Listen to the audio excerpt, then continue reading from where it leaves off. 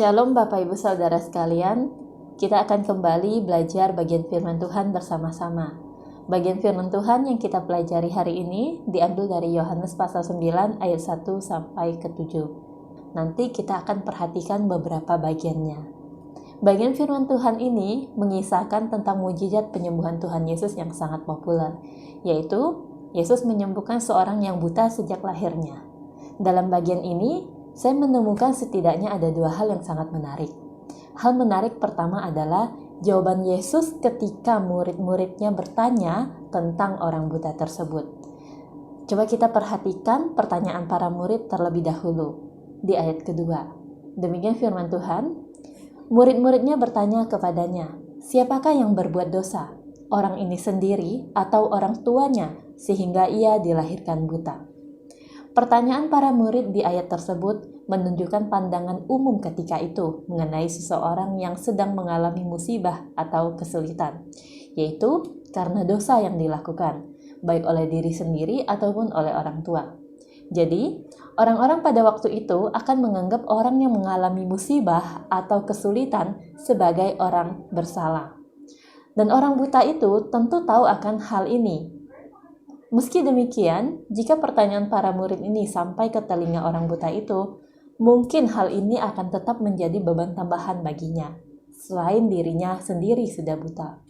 Pertanyaan seperti ini akan terus memberikan konfirmasi bahwa dirinya atau orang tuanya memang bersalah, sehingga wajar jika ia mengalami musibah atau kesulitan sebagai bentuk hukuman atas kesalahan atau dosanya. Namun, jawaban Yesus sungguh di luar perkiraan para murid. Bahkan, jawaban Yesus itu di luar perkiraan orang buta tersebut. Coba kita perhatikan ayatnya yang ketiga. Demikian firman Tuhan, jawab Yesus, "Bukan dia, dan bukan juga orang tuanya. Tetapi karena pekerjaan-pekerjaan Allah harus dinyatakan di dalam dia." Di dalam jawaban Yesus sama sekali tidak ada penghakiman. Sama sekali tidak ada tuduhan kepada orang buta itu kalau orang buta itu bersalah sehingga ia dilahirkan buta karena menanggung akibat dari dosanya sendiri atau dosa dari orang tuanya. Jika orang buta itu mendengar jawaban Tuhan Yesus, tentu ada sedikit kelegaan di dalam hatinya. Selain itu, Yesus juga memberikan sesuatu yang tentunya paling dia harapkan selama hidupnya, yaitu penglihatan. Yesus menyembuhkan kebutaannya. Dengan kesembuhan yang Yesus berikan kepada orang buta itu, Yesus membebaskannya dari tekanan sosial sebagai orang bersalah. Dan sekaligus Yesus juga membebaskannya dari kegelapan secara fisik akibat kebutaan yang ia alami. Lalu hal menarik kedua di dalam bagian ini adalah klaim Yesus di ayat kelima, bahwa dirinya adalah terang dunia. Klaim Yesus bahwa ia adalah terang dunia berarti bahwa ia adalah terang bagi semua orang, bukan hanya bagi sekelompok orang. Klaim Yesus bahwa ia adalah terang dunia juga menunjukkan bahwa dunia ini membutuhkan terang atau cahaya. Itu artinya dunia ini gelap karena hanya tempat gelap yang membutuhkan terang.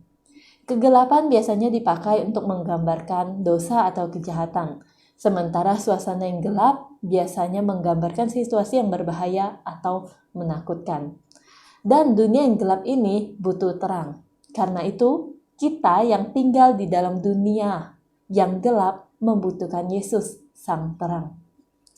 Bagi orang buta yang disembuhkan oleh Yesus, Yesus membebaskannya dari kegelapan secara fisik akibat kebutaan.